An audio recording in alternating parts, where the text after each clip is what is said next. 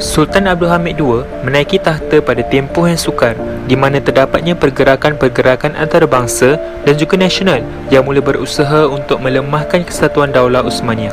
Antaranya adalah pergerakan Zionis di Palestin. Meskipun begitu, ketokohan Sultan Abdul Hamid II dapat membendung dan memperlambatkan proses ini daripada berlaku.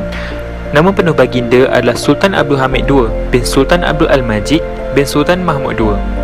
Ayahanda baginda bernama Sultan Abdul Al-Majid, manakala bondanya bernama Tirmizkan Qadin Effendi. Baginda dilahirkan pada 16 Syakban tahun 1842 Masihi. Sultan Abdul Hamid II adalah Sultan Uthmaniyah yang ke-34 atau Sultan yang terakhir memegang kuasa tampuk pemerintahan Daulah Uthmaniyah.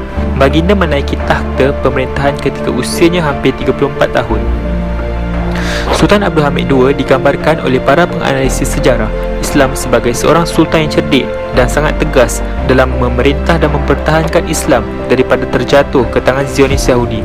Antaranya ialah ketegasan baginda menolak permintaan-permintaan Yahudi. Dalam babak ini menunjukkan Theodor Herzl, iaitu seorang pemimpin gerakan Zionis internasional yang berbangsa Yahudi, telah berjumpa dengan Sultan Abdul Hamid II untuk meminta sebahagian daripada tanah Palestin supaya diberikan kepada orang-orang Yahudi yang berada di Palestin pada akhir abad ke-19. Tujuan Theodor Herzl meminta sebahagian tanah Palestin adalah disebabkan beliau menginginkan penduduk Yahudi dapat menjadikan Palestin sebahagian daripada tanah kelahiran mereka dan seterusnya menjadikan penduduk Yahudi mendapat kerakyatan Uthmaniyah.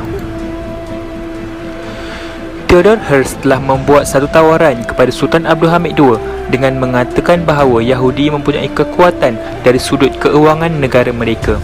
Jika Sultan Abdul Hamid II menyerahkan sebahagian tanah Palestin kepada mereka, maka Yahudi akan membantu Uthmaniyah dengan membayar hutang-hutang negara mereka kerana pada ketika itu kerajaan Uthmaniyah mempunyai banyak hutang yang ditanggung oleh mereka dengan negara Eropah.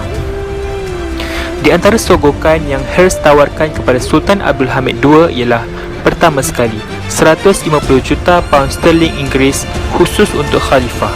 Kedua, mereka akan membayar semua hutang pemerintah Uthmaniyah yang mencapai 33 juta pound sterling Inggeris.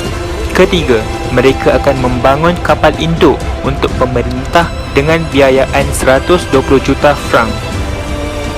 Keempat, mereka akan memberi pinjaman 5 juta pound sterling tanpa bunga. Dan yang kelima, mereka akan membangunkan Universiti Uthmaniyah di Palestin. Walau bagaimanapun, tawaran yang diberikan tidak berhasil sama sekali.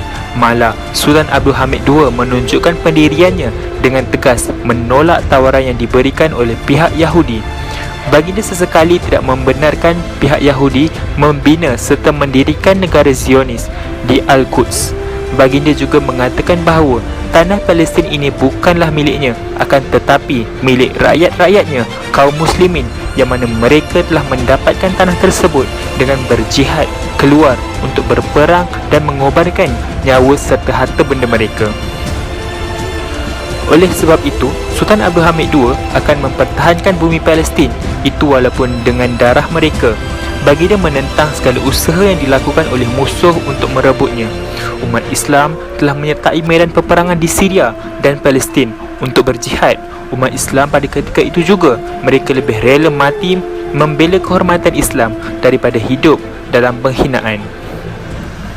Oleh hal yang demikian, Herzl menyatakan hasrat untuk mendapatkan sebahagian tanah Palestin bukan untuk dibina negara, akan tetapi hidup aman damai sebagai seorang rakyat Uthmaniyah di Palestin.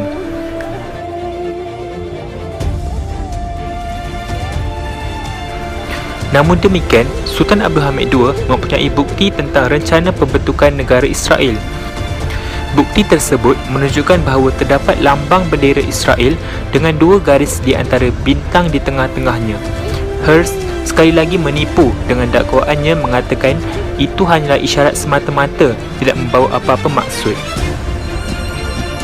Malangnya, dakwaan tersebut telah disangkal oleh Sultan Abdul Hamid II kerana baginda telah mengetahui makna di sebalik dua garis tersebut.